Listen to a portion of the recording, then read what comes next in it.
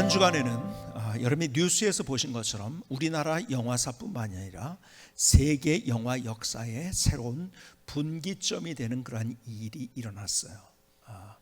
영어로 되지 않은 자막을 통해서 미국 사람들이 보는 그 영화의 최고의 작품상을 주었습니다.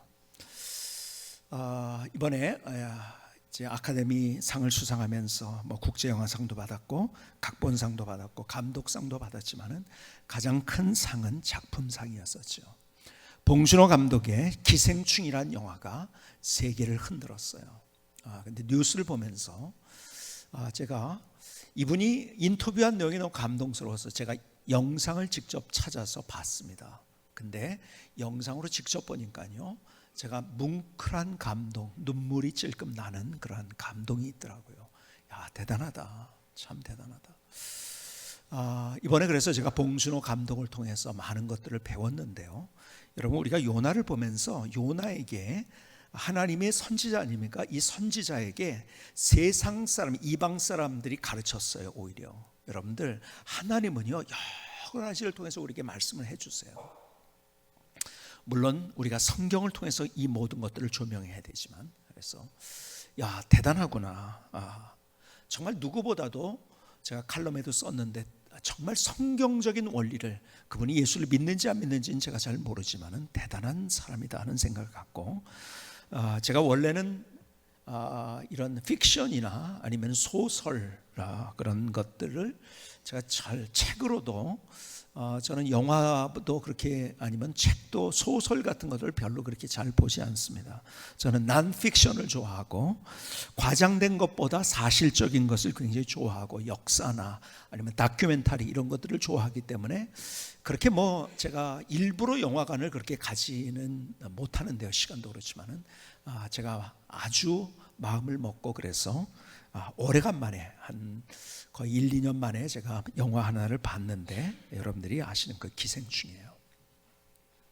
기생충을 통해서 제가 또 본 것은 봉준호 감독이 디테일이 있다는 걸 봤는데요. 여러분들, 디테일이 있다는 것은 그림이 크다는 거예요.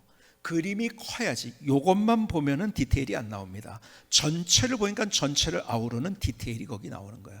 디테일이 강해야 된다 이런 책도 있고 하지만요, 그냥 디테일이 강한 것이 아니라 전체 그림이 없으면은 절대 디테일이 나오지 않습니다. 그래서 우리 사역자들하고 제가 얘기할 때 늘 그림이 커야지 디테일이 나온다는 그런 이야기를 하는데, 정말 그 영화에 디테일이 있더라고요.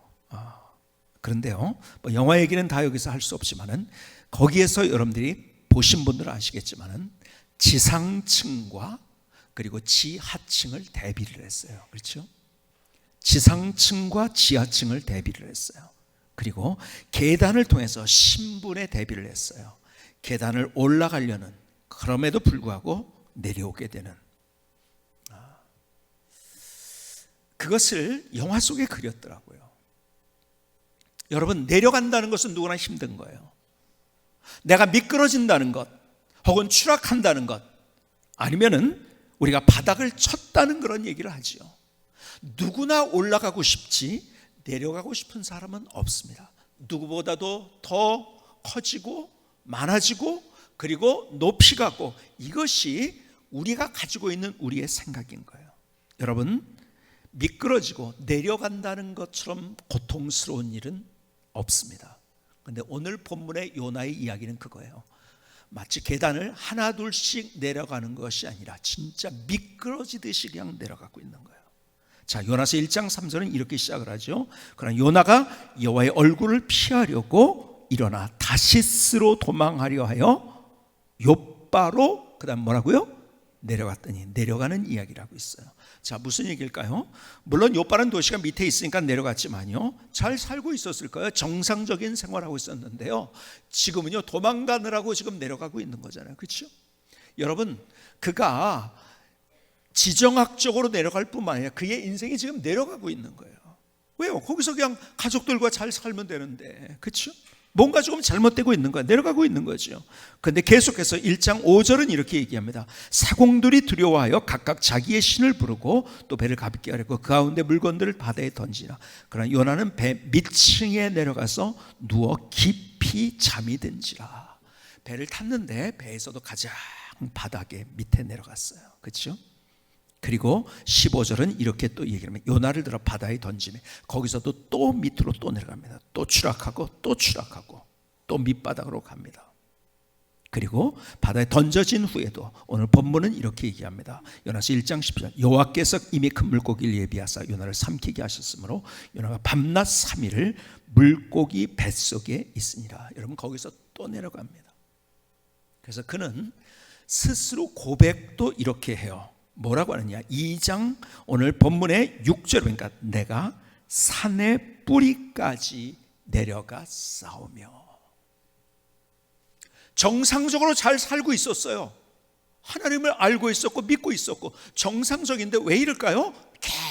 계속 미끄러지는 거예요. 그냥 계단 하나씩을 내려오는 것이 아니라 아주 가파르게 바닥을 치고 있는 그의 인생, 가장 밑바닥까지 내려가는 그의 인생, 고통스럽죠.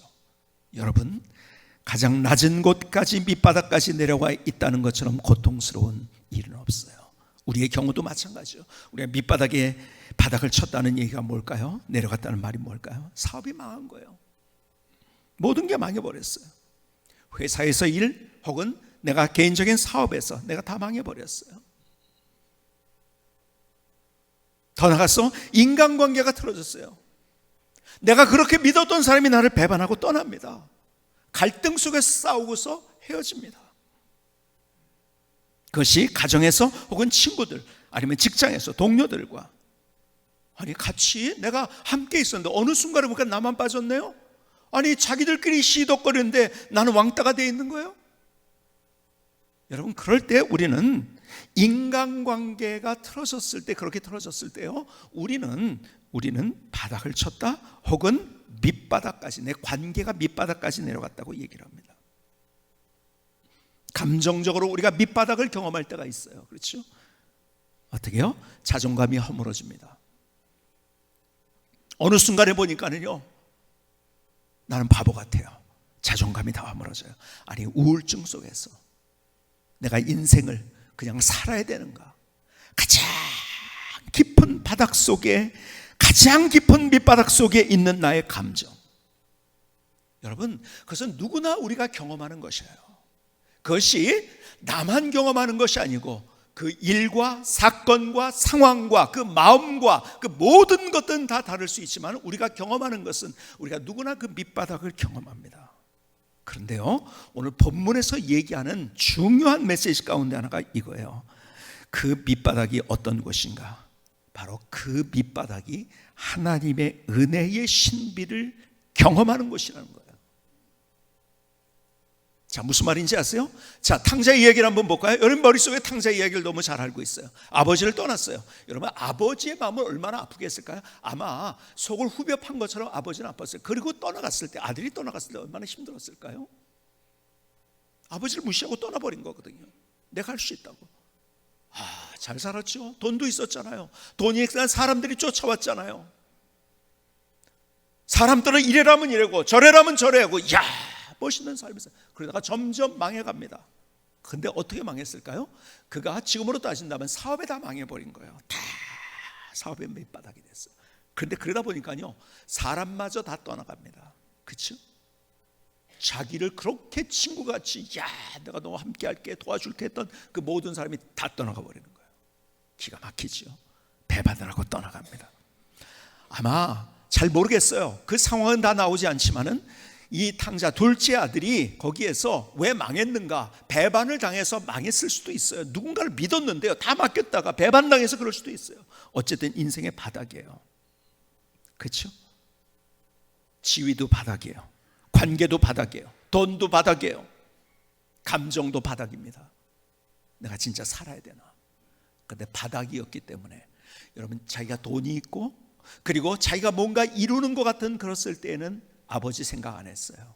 근데 그제서야 돼지 치면서 돼지가 먹는 음식을 먹고 있었던 그랬기 때문에 아버지를 생각한 거예요. 그리고 아버지께로 간 거예요.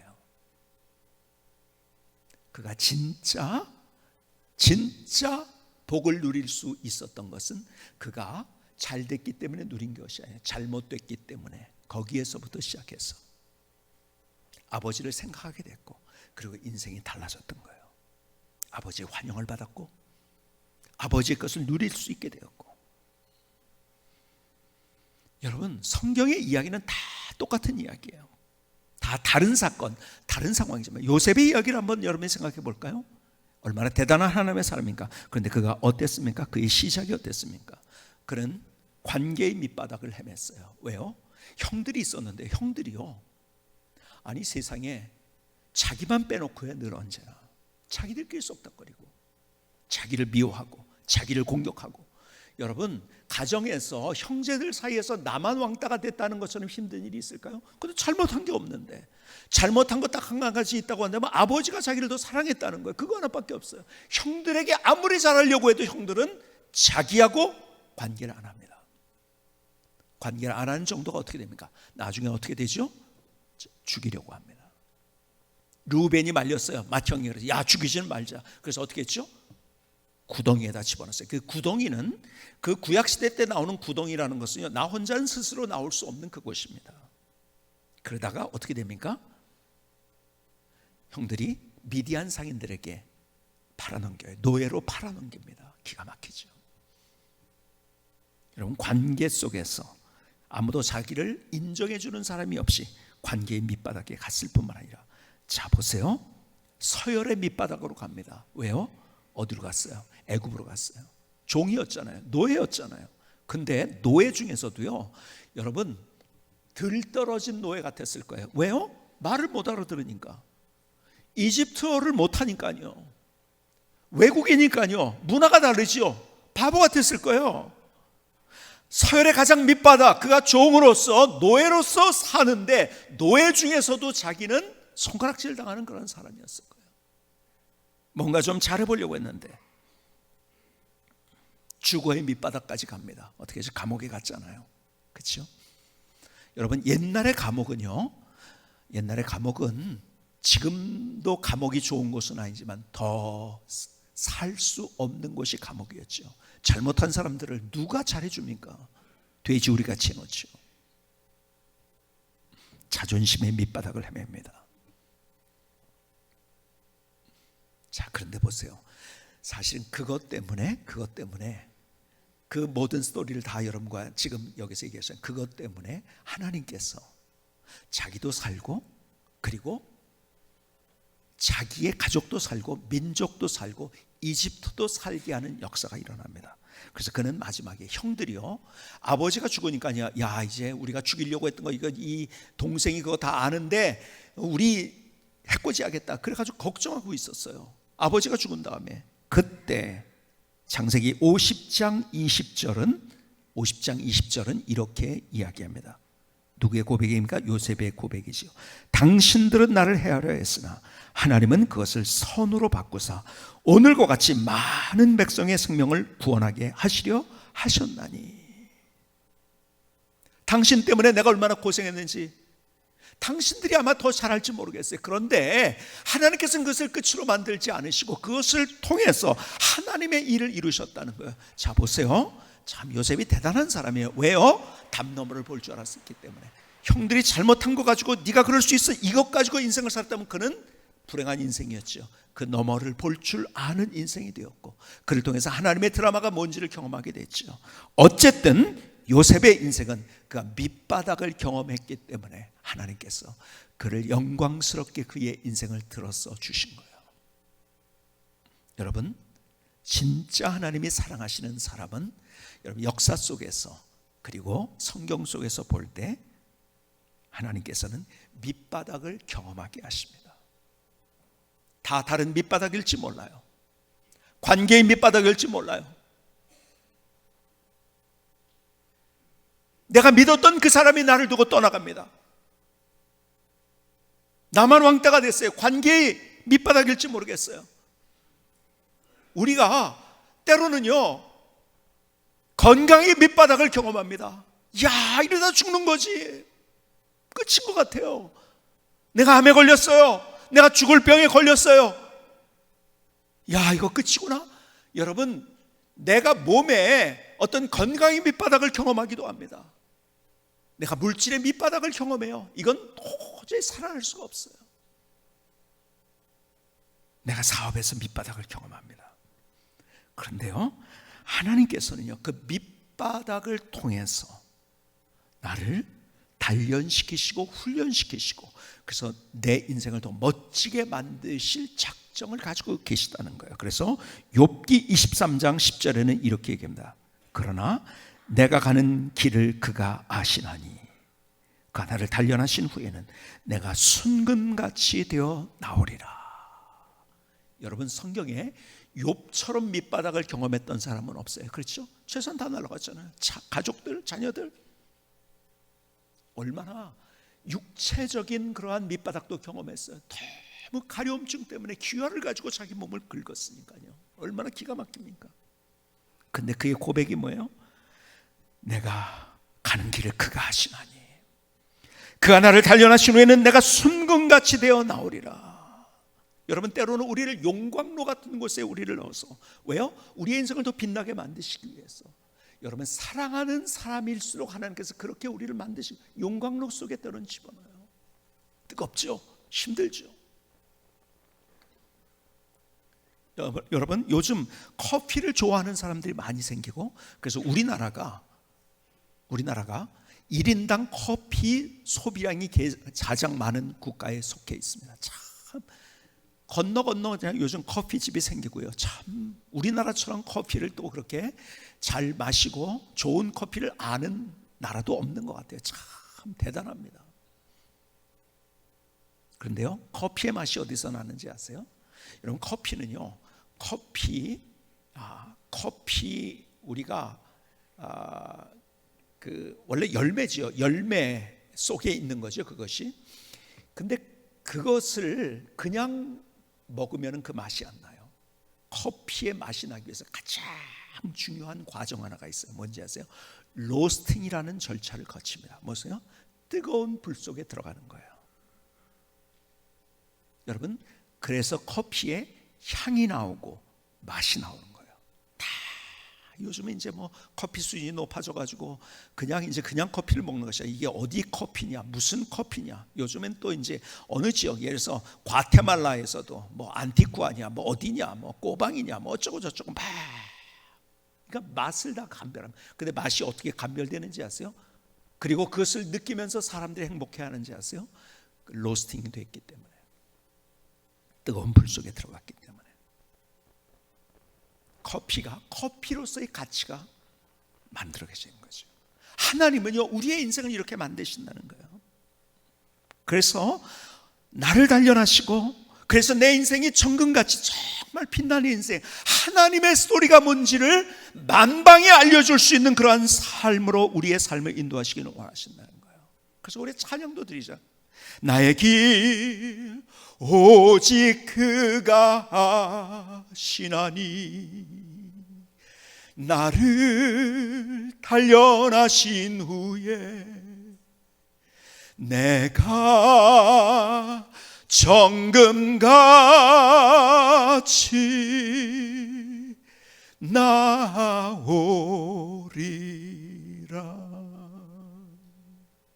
나를 단련하셔서 나의 인생의 가장 밑바닥을 경험,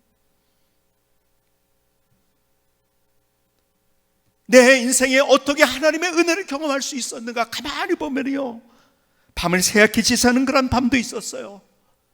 마음속에 어떤 육체의 통증보다 더 큰 그런 통증 때문에 어쩔 줄 몰라는 그런 상황들을 경험하기도 합니다. 이야, 이게 뭔가. 근데 사실 그것을 통해서 하나님께서 내 인생이 내 힘으로, 내 능력으로, 내 가진 것으로가 아니라 하나님이 함께 하실 때 더 멋진 드라마, 멋진 하나님의 역사를 경험할 수 있다는 사실을 보여주고, 이야, 또 하나님이 또 이렇게 나의 인생을 붙잡아 주셨구나. 여러분, 우리가 밑바닥에 있다는 것은 좋은 경험이 아니에요. 그렇죠? 누구나 싫어하는 거예요. 그러나 그 경험을 통해서 하나님께서 우리의 인생을 새로 펴주신다는 거예요. 그래서 시편 기자는 이런 고백을 합니다. 시편 40편 1절로 3절에 이렇게 말씀하시오. 내가 여호와를 기다리고 기다렸더니 귀를 기울이사 나의 부르짖음을 들으셨도다. 나를 기가 막힐 웅덩이. 웅덩이는 뭔지 아세요? 아까 말한 대로요, 들어가면 못 나오는 것입니다. 그것은 누군가가 구해주지 않으면. 그 다음에 수렁은 늪입니다. 한 번 내가 빠졌어요. 밑으로 내려갔어요. 그래서 거기를 나오려고 내가 발버둥 치면 더 밑으로 빠져버리는 그런 늪. 여러분, 그런 상황들 많이 있잖아요. 내가 좀 열심히 잘해보려고 하는데 뭐가 잘못돼요. 더 열심히 하려는데 더 빠져들어갑니다. 나를 기가 막힐 웅덩이와 수렁에서 끌어올리시고 내 발을 반석 위에 두사 내 걸음을 견고하게 하셨도다. 새 노래 곧 우리 하나님께 올릴 찬송을 내 입에 두셨으니 많은 사람 보고 두려워하여 여호와를 의지하리로다.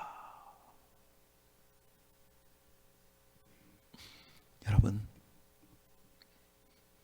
우리의 삶을 살아가면서 웅덩이를 경험하지요, 늪을 경험하지요, 수렁을 경험하지요. 더 이상 내 인생이 이렇게 나빠질 수가 있을까 하는 그런 상황들을 만나죠. 그러나 거기에서 하나님께서는 하나님의 일을 보여주셔서 하나님의 드라마를 만들어 주셔서 나뿐만 아니라 내 주변에 있는 모든 사람이 하나님이 누구신지를 보여주기를 원하신다는 거예요. 자, 그런데 보세요. 오늘 본문에요, 쭉 내려가는데 내려간다는 것을 계속 얘기했을 뿐만 아니라 요나서 전체를 통해서 또 통과하는 중요한 단어 하나가 있는데요, 그 단어가 뭔가? 요나서 오늘 본문의 1장 17절은 이렇게 얘기합니다. 여호와께서 이미 큰 물고기를 어떻게? 예비하신 하나님. 여러분, 내 인생이 거기에서 나는 끝이라고 생각하지만 하나님은 이미 다른 것을 예비하셨다는 거예요. 요나서 4장 6절에도 이 단어가 또 등장을 합니다. 우리가 앞으로 볼 거지만 하나님 여호와께서 박넝쿨을 예비하셔서 너무 뜨거우니까요, 하나님께서 어쩔 줄 몰라 하니까 박넝쿨을 예비하셨어요. 그리고 시원하게 해주셨어요. 예비하셨다. 4장 7절에도 하나님의 벌레를 예비하사, 4장 8절에도 해가 뜰 때 하나님의 뜨거운 동풍을 예비하셨고, 내가 지금 밑바닥 속에 있어요. 고통스러운 상황에 있어요. 자존심이 완전히 무너졌어요. 우울증에 있어요. 육체가 무너졌어요. 내가 물질 속에도 바닥 속에 있어요. 앞이 안 보여요. 그러나 앞이 안 보이는 담 너머에 하나님께서 예비하신 것이 있다는 사실, 성경은 계속 우리에게 이것을 얘기해 주고 있는 거예요. 그래서 여러분 너무 잘 아는 이야기, 아브라함의 이야기를 너무 잘 아시죠? 그렇죠? 100세의 아들을 낳았어요. 얼마나 귀한 아들일까요? 여러분, 그 기다렸던 아들을 낳았는데요, 그 아들이 또 얼마나 똑똑하고 재롱을 피는지요. 근데 하나님이 그 아들을 번제라고 드리라고 합니다. 이게 무슨 말입니까? 여러분, 그가 감정적으로 그의 인생이 가장 밑바닥이었을 때가 그때가 아닌가 저는 생각해 봐요. 왜 그런지 아세요? 많은 일들이 있었지만 그때처럼 힘든 때는 없었을 거예요. 왜요? 차라리 자기가 100번 죽는 게 나아요. 눈에 넣어도 아프지 않을 그 아이를 어떻게 번제로 드리냐고요. 하나님, 내 재산 다 가져갔어요. 이 아들은 안 돼요. 아니, 나도 데려갔어요. 그러나 이 아들은 안 돼요. 여러분, 그의 인생에 가장 소중한 것, 놓치고 싶지 않은 그것을 내가 놓치지 않으려고 하는 것을 놓칠 때의 그 마음, 내가 돈이 정말 중요해, 내 건강이 어떤데 그걸 놓쳤을 때의 그 마음, 하나님, 이게 뭡니까? 근데 하나님 앞에 그는 순종했어요. 그리고 이렇게 성경은 이야기합니다. 하나님이 숫 양을 준비하시고, 그리고 거기에서 유명한, 여러분들이 너무나 잘 아는 히브리어 단어 하나, 여호와 이레, 하나님이 준비하셨다는, 예비하셨다는 여호와 이레. 여러분, 내 인생이 바닥이라고요? 내가 놓치고 싶지 않은 그것을 놓쳤다고요? 근데 하나님이 다른 것을 예비하시고 준비하시고 더 멋진 것을 준비하시고 예비하셨다는 거예요. 여러분,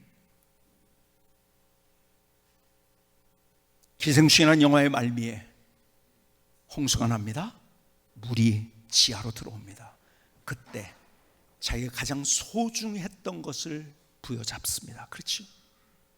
놓치지 않으려고요. 그것을 놓치면 끝이라고 생각해요. 그런데 밑바닥의 경험을 통해서 하나님께서 그것마저 내려놓을 때 하나님의 역사, 하나님의 드라마가 어떻게 시작되는지를 보여준다. 내가 놓치면 끝이라고 하는 마음을 가지고 있는 순간에 하나님은 내 안에서 역사하지 못해요. 그때 그것을 놓는 순간에 누구처럼? 아브라함처럼 이게 놓치면 끝이라고 생각했죠. 인생 끝이라고 생각했어요. 놓는 순간에 하나님은 거기에서 역사하시는 거예요. 눈 위에 우리가 함께 나누었던 얘기, 팔복의 첫 번째, 심령이 가난하지 않은 복이 있다는 것. 내가 가지고 있는 어떤 것을 믿고 내 능력, 내 가진 것, 내 소유, 내가 가진 어떤 건강, 이 모든 것들을 다 내놓고 내가 주님을 바라볼 수 있을 때 내 안에 하나님의 통치와 다스림이 있는 하나님의 드라마를 경험하게 된다는 것. 이것이 산상수훈의 첫 번째 의미인 거예요. 여러분, 성경은요 이런 상황을 또 이렇게 우리에게 설명을 해주고 있어요. 여러분이 너무 잘 아는 신명기 32장에 있는 이야기가 이런 얘기예요. 한번 들어보시겠습니다. 10절입니다. 여호와께서 그를 황무지에서 짐승이 부르짖는 광야에서 만나시고 호위하시며 보호하시며 자기의 눈동자같이 지키셨도다. 마치 독수리가 자기의 보금자리를 어지럽게 하며 자기 새끼 위에 너풀거리며 그의 날개를 펴서 새끼를 받으며 그의 날개 위에 그것을 엎는 것 같이. 이것이 뭔 말인지 아십니까? 독수리가 자기 자녀들을 훈련시키는 모습을 이야기하면서 하나님이 그렇게 하신다는 거예요. 독수리가 어떻게 해요? 아기 독수리가 있어요. 새끼 독수리가 있어요. 근데 어미 독수리가요, 아직 그 새끼 독수리가 날지 못할 때에 그 절벽 같은 데서 둥지에서 그 새끼 독수리를 밀어냅니다. 추락하는 거죠. 내려가는 거죠. 자, 새끼 독수리 입장에서 여러분 어떨 것 같아요? 아니 세상에, 엄마가 아빠가 날 이렇게, 이야, 이건 크게 당해. 이것처럼 절망이 있을까요? 믿었던 사람한테 당했던 것처럼 느껴지는 거예요. 그렇죠? 야, 이럴 수가 있을까? 근데 오늘 본문의 얘기가 독수리는 어떻게 훈련시킨가?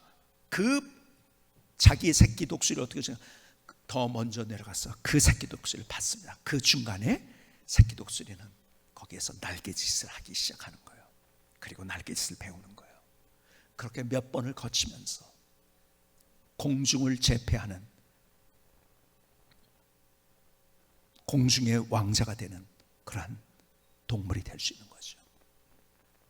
하나님이 그렇게, 우리는 어쩌면 추락하는 것 같은 그곳에서 가장 밑바닥에서 우리를 받으셔서 우리를 다시 올려주시고, 그래서 우리의 인생을 내가 생각했던 것보다 더 멋지게, 내가 상상했던 것보다 더 아름답게 만드시는 그 하나님. 근데 어떻게 해요? 여러분, 그 밑바닥에서 앞서 말씀드렸던 것처럼 그 밑바닥은 어떤 것이냐면 하나님의 은혜의 신비를 경험할 수 있는 곳이에요. 어떨 때? 내가 붙잡고 있었던 것을 놓고 주님을 바라볼 수 있을 때. 그래서 요나서 2장 1절, 오늘 본문은 요나가 이렇게 고백합니다. 요나가 물속의 뱃속에서 그의 하나님 여호와께 기도하여 이르되 내가 받는 고난으로 말미암아 여호와께 불러 아뢰었더니 주께서 내게 대답하셨고 내가 스월의 뱃속에서 부르짖었더니 주께서 내 음성을 들으셨나이다. 여러분, 내가 밑바닥에 내려가니까 어떤 마음이 있는지 아세요? 내가 밑바닥이 아닐 때 내가 할 수 있다고 생각하면 내가 하는 거예요. 하나님을 믿어요. 그러나 내 방법으로 살아갑니다. 내 생각으로 살아갑니다. 내가 똑똑하다고 생각해요. 근데 밑바닥에 내려감으로 인해서 아니구나를 깨닫게 되는 거죠. 그리고 하나님을 바라보게 되는 거죠. 여러분, 잘 보세요. 요나는 하나님을 믿었어요. 그는 선지자였어요. 믿고 하나님을 알고 있었지만 그는 자기 방법으로 삶을 살았어요. 그리고 자기가 믿는 구석이 있는 거 붙잡고 다녔어요. 그런데 여기서 비로소 그 하나님을 전심으로 바라봤고 기도했고, 그리고 여기서부터 하나님의 드라마가 그의 인생에 보여진 거예요. 그래서 밑바닥이 어떤 것인가, 우리가 주님을 바라볼 수 있을 때 그것은 하나님의 은혜를 경험하는 신비의 장소인 거예요. 제 인생에도 수없는 밑바닥들이 있었어요. 얼마나 많은 밑바닥, 어떻게 여기까지 내가 와야 되는가 하는 그런 상황들을 경험하기도 했어요. 그 중에서 제가 일반적으로 그냥 사람들에게 얘기할 수 있는 가장 밑바닥, 다른 것들은 개인적이거나 또 내가 얘기함으로써 어떤 사람의 프라이버시를 건드리기 때문에 다 얘기를 못하지만은, 그러나 내가 가장 큰 다른 사람에게 얘기할 수 있는 밑바닥 가운데 하나는요, 제가 군대 경험이에요. 제 군대 얘기를 들어보신 분도 있지만 저는요 군대를 멋있게 가려고 작정을 했어요. 어떻게 멋있게 가느냐, 저는 석사장교로 다 갈 수 있는 자격이 있었거든요. 그냥 가면 되는 거예요. 그것도 석사장교는 중2로 갑니다. 그 6개월 훈련하고 끝나는 거예요. 당연히 가는 거죠. 그래서 공부도 좀 더 여유 있게 하고 석사장 가는데 공부 쭉 이어서 좀 하고 중간에 군대 갔다 오면 좀 이렇게 깨지니까 리듬이 계속 이어서 하겠다고 해서 마지막까지 미룰 수 있는 데까지 미루고 석사장교 딱 가려고 하는데, 이게 웬일입니까? 제가 석사장교를 지원할 때 몰랐죠. 가보니까 이미 원서가 끝나버린 거예요. 이야, 기가 막히더라고요. 제가 미국에 있을 때요. 어떻게 이런, 그때 저는 나이가 30살이 됐고 결혼을 했고 그 다음에 아이가 있었어요. 너무 기가 막히더라고요. 근데요, 제가 미국에 있었으면요, 그냥 제가 영주권을 받았기 때문에 그냥 군대 안 가고 있을 수 있었어요. 그런데 대안의 남아로서 난 군대를 가야겠다. 무조건 한국으로 왔죠. 오니까 좋은 기회가 있어요. 어떤 기회가 있냐면 군목으로 가는 기회가 있는 거예요. 군목 요원이라는 것이 이 총회에서 추천한 사람들이 이제 될 수 있는 것. 야, 좋잖아요, 그렇죠? 목사 안수도 받고 그리고 이제 기다리고 있는데 총회에서 어느 날 전화가 왔어요. 어떤 전화냐? 그 해서부터 군목 요원 제도가 없어졌다는 거예요. 고소한 분들이 좀 계신 것 같아요. 야, 기가 막히더라고요. 그래서 그 다음에 생각한 게 뭐냐면 가추사로 가보자. 시간이 좀 남으니까. 제가 결혼했고 아이도 있고 30살이고 그 다음에 목사 안수까지 받았고 가추사로 가자. 원서를 쓰려니까 저는 원서를 못 쓰는 사람이더라고요. 왜요? 가추사는 만 26살까지만 되는 거예요. 야, 결국 학사장교는 포기했어요. 왜냐하면 너무 길어서 42개월이에요. 총 훈련까지. 짧고 굵게 갔다 오자. 그래서 제가 어디로 갔냐면 사병으로 갔어요. 여기서부터는 여러분들이 눈물 없이는 들을 수 없는 얘기입니다. 저는요 정말 밑바닥이 뭔지를 경험했어요. 저는요 이런 욕도 있구나 하는 그 정도를 경험한 게 아니라 정말 욕을 하는데 처음 들어보지도 못한 욕을. 근데 어떤 사람이 들어갔더니요 60명 내무반에 수송부에 있었는데요 20명 정도가 병장이에요. 최고 계급이죠, 이 사병으로서는. 근데 몇 살인가 그들이 대부분이요 지원군번으로 온 사람이, 일찍 군대를 온 사람이 20살이 병장이에요. 저는 몇 살? 30살이에요. 저는 그 사람에게 아무개 병장님, 그 사람은 저에게 야자는 굉장히 아주 좋은 단어고 야자가 아니라 쌍스러운 소리로 저한테 말을 하는데요. 여러분, 비슷한 동료끼리 한두 살 차이 나는 것 가지고서 그런 꼴을 당할 때는 괜찮은데 10살, 그것도 제가 목사 안수를 받고 결혼까지 하고서, 여러분 누구에게 딱이 맞아본 적 있나요? 저는 거기서 딱이 맞아봤어요. 돌려차기도 맞아봤어요. 군대에서 한따까리라고 하죠. 왜 한따까리를 해야 되는지, 내가 왜 지금 여기에서 벌을 받는지 모르는, 너무 기가 막힌. 제가 지나가면요 저보다 10살 거의 아래인데요, 그 당시에 상병이었어요. 지금도 기억이 나요. 상병이었는데 저를 탁 쳐요. 담배를 딱 꺼내 물어요. 그러고서 야, 담배 불 붙여 그럽니다. 저 목사인 거 알거든요.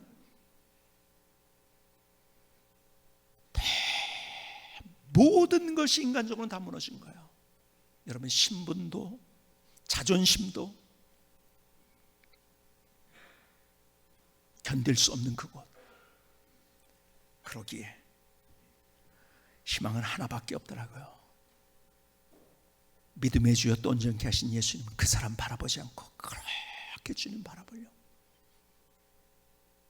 정말 기가 막힌, 거기에 있는 이야기들을 저는 책으로 다 써도 못 쓸 만한 그런 사연들이 많이 있어요. 근데 놀라운 거는요, 거기서 하나님이 누구신지, 제가 사실은 목회할 수 있도록 저를 훈련시킨 가장 큰 장소가 바로 군대였었어요. 그렇게 힘들게 했던 고참들이었지만은, 그러나 주님 앞에 기도하기 시작했고, 그 사람 바라보려고 하지 않았어요. 하나님 바라보려고 할 때 하나님이요, 내가 할 수 없는 일을 하시더라고요. 그 사람들을 변화시키더라고요. 한 명도 교회 가는 사람이 없었어요. 제 고참 중에 몇 개월 고참이 장로의 신학교를 다니고 있는 사람이, 다니다가 온 분이 있었는데, 그 사람도 한 번도 교회를 못 간 부대. 왜요? 고참들이 못 가게 하니까. 그러나 제가 점호가 끝난 다음에 주번사관 뭐 간부들이나 이런 사람이 저와 나오고, 수송대장이 저랑 나이가 같았으니까요, 얘기하면서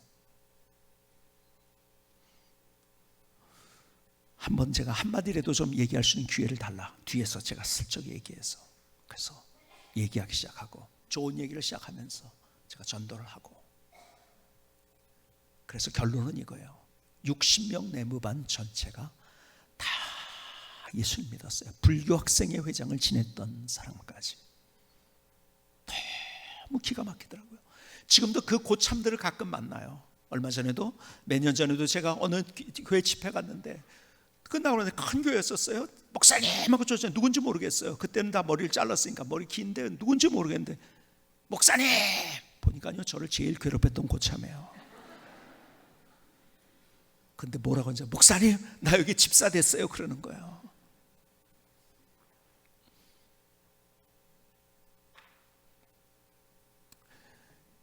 여러분, 하나님 안에서 내가 밑바닥을 통해서 내가 그 밑바닥이 뭔지를 내가 볼 수 있다고 한다면은, 우린 담 너머를 볼 수 있고, 그리고 하나님께서 그것을 통해서 내게 이루시는 하나님의 역사를 경험할 수 있는 거예요. 여러분, 다 우린 달라요. 우린 사는 데도 달라요. 우리의 상황도 달라요. 직장도 달라요. 사업도 달라요. 성별도 달라요.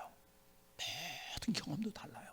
그래서 다 다른 우리의 밑바닥을 경험한다 할지라도, 거기에서 우리가 요나처럼, 요셉처럼 내가 주님을 바라볼 수 있다고 한다면, 그것은 하나님의 은혜의 신비를 경험할 수 있는 장소가 되는 거예요. 멋진 하나님의 드라마를 거기서부터 출발할 수 있는 거예요. 오늘 주님께서 그 말씀을 우리에게 주고 계세요. 김승효 선교사님의 찬양을 들으시겠습니다.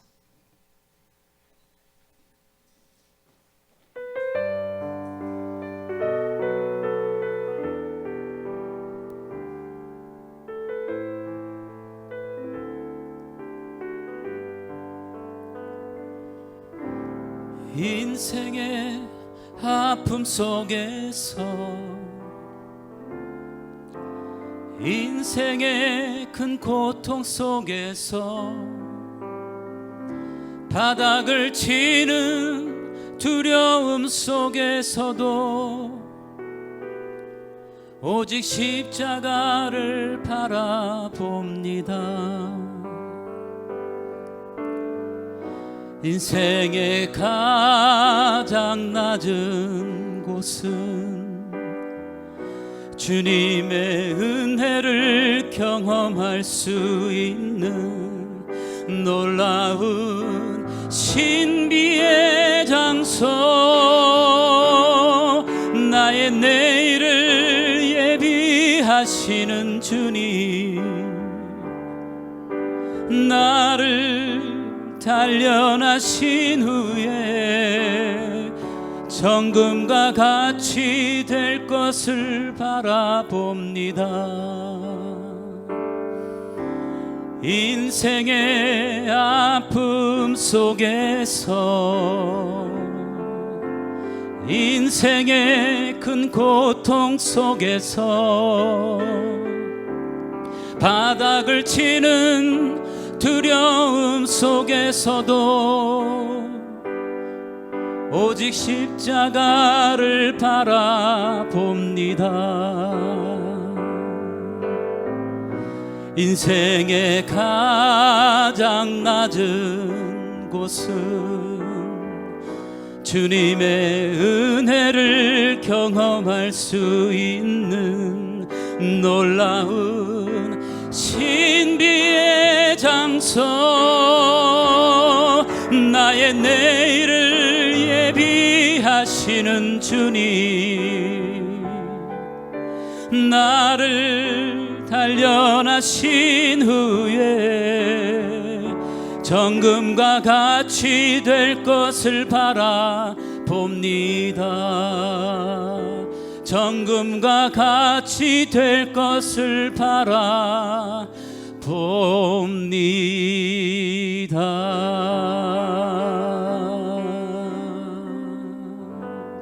아멘. 하나님, 나의 고백을 받아주시옵소서. 나의 결단을 받아주시옵소서.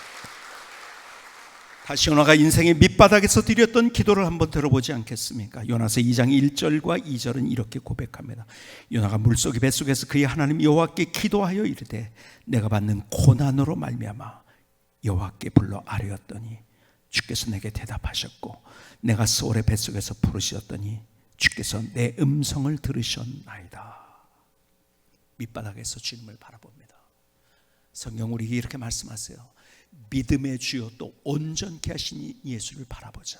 예수님 바라본다는 말은 무슨 말인가? 예수님의 십자가를 바라본다는 거예요. 여러분, 우리의 희망은 언제나 십자가입니다. 또 십자가요. 또 십자가요. 십자가로 말미암아 그분이 우리를 대속 제물로 우리를 위해서 자신의 목숨을 주셨을 뿐만 아니라 십자가를 통해서 주님께서 나와 함께 하신다는 사실을 말씀해 주고 계세요. 그 십자가에서 하나님이신 그분이 지옥을 경험했잖아요. 굴욕을 경험했잖아요. 당하지 말아야 될 그 일을 당하셨잖아요. 사람들에게 뺨을 맞으셨어요. 침뱉음을 당하셨어요. 사람들이 조롱을 합니다. 말도 안 되는 너, 야 네가 하나님이라고? 너도 구원하지 못해서 누구를 구원한다고 그래? 자기 논리로 맞는 것 같지만 틀린 얘기를 하고 있는 거죠. 하나님의 그 구속의 큰 역사를 모른 채 얼마나 답답하고 힘들고 외로웠을까요? 얼마나 고독했을까요? 그래서 나를 아시는 거예요. 인생의 가장 밑바닥을 경험하셨기 때문에 여러분, 우리는요, 여러분 다른 종교는 뭐 불교에서 천상천하 유아독존 얘기하지만요, 우리는 유아독존이 아니에요. 주님이 나도 모르는 그때도 주님이 나와 함께 하시는 거예요. 그래서 그분이 예수란 구원, 우리 자기 백성을 자기 죄에서 구원할 자라는 이름을 가지고 오셨을 뿐만 아니라 또 하나의 이름으로 오셨어요. 뭐죠? 임마누의 이름으로. 임마누가 엘이 뭐예요? 임마누는 임마누, with us, 엘 하나님, 우리와 함께 하시는 하나님. 여러분, 거기에 나 혼자 있는 것 같지만은, 나 혼자 외롭게 있는 것 같지만, 나 혼자 고독하게 있는 것 같지만, 아무도 나를 이해해 주는 것 같지 않은 그런 상황 가운데 있는 것 같지만, 나 혼자 왜 이런 꼴을 당해야 되는가 하는 그런 상황 가운데 있지만 그 자리에 함께 계신 분이 계세요. 누군지 아세요? 예수님이에요. 그분의 손을 붙잡고 그분을 바라볼 수 있다고 한다면 우린 다른 인생. 그래서 제가 자주 부르는 찬양 가운데 하나가 그거예요. 임마누엘, 임마누엘, 그의 이름 임마누엘, 우리와 함께 계신 주의 이름 임마누엘. 구약서부터 신약까지 계속 우리에게 제일 많이 주신 메시지가 내가 너와 함께한다. 나는 혼자 자꾸 가려고 할 때 주님이 아니야, 내가 너와 함께 있어. 내 논리, 내 가진 생각, 내가 붙잡은 어떤 세상이 주는 어떤 가치를 가지고 내가 가려고 할 때, 그래서 주님 없는 것처럼 내 인생을 살할 때도 주님은 거기 계셨고, 내가 가장 밑바닥 속에 내려가서 어쩔 줄 몰라 하면서 아무도 나를 이해해 주는 것 같지 않는 그런 상황 가운데 있을지라도 주님께서는 여전히 그곳에서 나와 함께 하시고, 내가 알든지 모르든지. 그래서 우리가 나와 함께 하신 주님의 손잡고 우리가 일어설 수 있다면, 그분께 우리의 시선을 둘 수 있다면, 우리가 금요 기도회 때 많이 부른 찬양 가운데 하나가 주님여 이 손을 꼭 잡고 가소서. 주님 내 손 붙잡고 같이 가주세요. 주님은 우리에게 말씀, I'm ready, 나는 준비되어 있어. 근데 우리는 자꾸 다른 걸 붙잡으려고 해요. 우리의 인생의 밑바닥 속에서 저도 여전히 그 밑바닥을 경험합니다. 일을 하면서, 교회를 떠나서 교단 일을 하면서도 아무도 큰 그림으로 그리면서 갈 때 그것을 이해해 주는 사람에서 혼자인 것 같은, 그리고 오히려 그것을 공격하는 사람들이 있을 때 그것처럼 가슴 아픈 일이 없죠. 하나님 이거 도대체 내가 해야 됩니까 하는 그런 상황들도 많이 있고, 감정적으로 밑바닥을 경험할 때가 많이 있어요. 그럼에도 불구하고 그러기에 더 하나님을 바라보게 되더라고요. 밑바닥을 경험할수록 하나님의 은혜를 더 구하게 되더라고요. 그리고 하나님이 누구신지를 경험하게 되더라고요. 그것이 저희의 인생에도 똑같이 매일마다 반복되는 사건이에요. 오늘 그 밑바닥, 우리가 믿음의 주여 또 온전케 하신 예수님을 바라보고 그분의 손을 붙잡을 수 있을진데, 거기서는 하나님의 은혜를 경험하는 신비의 장소라는 사실, 그 밑바닥 속에서 다른 하나님의 스토리를 만들어갈 수 있는 우리 모두의 삶이 될 수 있기를 주님의 이름으로 축복합니다. 기도하시겠습니다. 조용하지만 우리의 뜨거운 기도를 주님 앞에 드리십시다. 주님이 내게 무엇을 말씀하시는지.